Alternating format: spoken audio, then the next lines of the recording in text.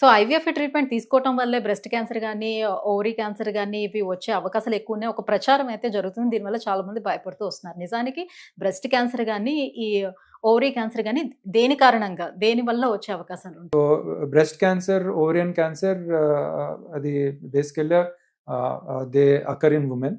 So, వాళ్ళలో most common causes ఇప్పుడు breast cancer ఉంది అంటే one of the most important risk factor both for breast cancer and ovarian cancer is age. Okay. So, న్యాచురల్‌గా age పెరిగే కొద్దీ breast cancer గానీ, ovarian cancer వచ్చే risk పెరుగుతుందనమాట. హ్మ్. సో, అంటే ఫర్ 70 ఇయర్స్ లేడీస్‌లో 1 out of 8 women have a risk of cancer. Usually 1 out of 8 women they get diagnosed with breast cancer అన్నమాట. హ్మ్. And both these cancers natural history ప్రకారం చూస్తే they are more common in elderly age group above the age of 50 periods ఆగిపోయాక post menopausal hmm. వీళ్ళలో ఈ cancer risk ఎక్కువ ఉంటుంది.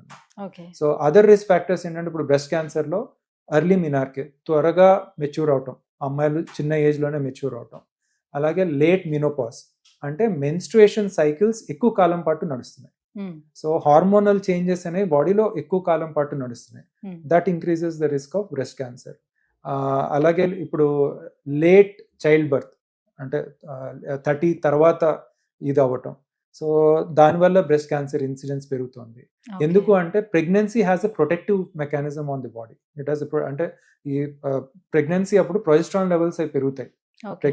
And ఈ హార్మోన్ ఈ ప్రెగ్నెన్సీ వల్ల బ్రెస్ట్ ఫీడింగ్ వల్ల కూడా they have a protective effect on the body. Hmm. So late child birth women above age of 30 పిల్లలు పుట్టిన వాళ్ళల్లో again it is an risk factor for breast cancer.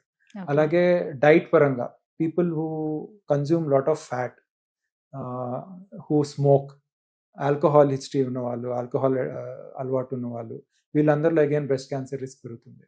హ్మ్. Then family history.